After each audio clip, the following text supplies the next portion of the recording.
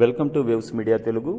వినుకొండ పట్టణంలోని వైఎస్ఆర్ కాంగ్రెస్ పార్టీ కార్యాలయంలో ఈరోజు మీడియా సమావేశంలో ప్రముఖ న్యాయవాది, పల్నాడు జిల్లా అధికార ప్రతినిధి ఎంఎన్ ప్రసాద్ మరియు రాష్ట్ర సంయుక్త కార్యదర్శి అమ్మిరెడ్డి అంజిరెడ్డి, వినుకొండ పట్టణ convener Kottamasu Siva, municipal vice chairman Gabriel, Vinukonda నియోజకవర్గ బూత్ కమిటీ అధ్యక్షులు కొత్త కృష్ణారెడ్డి, జిల్లా కార్యదర్శి తలారి ఆంజనేయులు, వారితో పాటు నియోజకవర్గ స్థాయి నాయకులు, మండల నాయకులు తదితరులు పాల్గొన్నారు. ఈ సందర్భంగా ప్రముఖ న్యాయవాది, పల్నాడు జిల్లా అధికారి ప్రతినిధి ఎంఎన్ ప్రసాద్ మాట్లాడుతూ, వినుకొండ నియోజకవర్గంలో చాపాల చెరువులపై వచ్చే ఆదాయం బడుగు బలహీన వర్గాలకు, పేదలకు అందుతున్నాయా లేక మక్కెన మల్లికార్జునరావు అందుతున్నాయా? వీటిపై చీఫ్ విప్ ఎమ్మెల్యే జీవి ఆంజనేయులు చొరవ తీసుకుని రిటైర్డ్ జడ్జి చేత ఎంక్వైరీ చేయించాలని ప్రముఖ న్యాయవాది, పల్నాడు జిల్లా అధినేత అధికారి ప్రతినిధి ఎంఎన్ ప్రసాద్ డిమాండ్ చేశారు.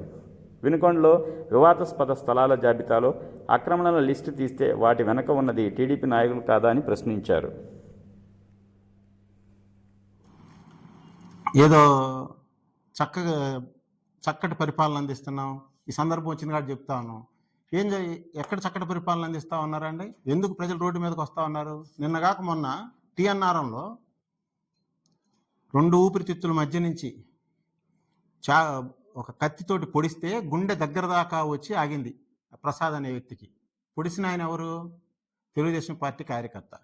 కానీ తెలుగుదేశం పార్టీ కాదే, ఆయన మీ వైసీపీ కార్యకర్తే అన్నారు. ఒకవేళ మీరు చెప్పినట్టుగానే అతను మీ పార్టీ వాడు కాదనుకుందాం, మరి అట్లాంటి నేరస్తుడి మీద మీకెందుకు ప్రేమ ఉంది? అట్లాంటి నేరస్తుడిని ఏం చేశారు మీరు?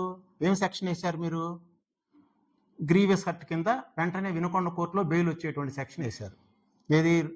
2 ఊపిరితిత్తుల మధ్య నుంచి కత్తితో పొడిస్తే గుండె దగ్గర దాకా కత్తి వెళితే అతను రమేష్ హాస్పిటల్లో దాదాపుగా 6-7 లక్షలు ఖర్చు పెడితే కానీ బతకలా. ఒక చెయ్యి ఇప్పటికీ పని చేయట్లా. చెయ్యి మీద కూడా కోస్తే రక్తనాళాలన్నీ తెగిపోతే అది అటెంప్ట్ మర్డర్ కాదు, అది మామూలుగానే ఏదో ఆవేశంలో కొట్టుకున్నారు అనేటువంటి సెక్షన్ వేశారు.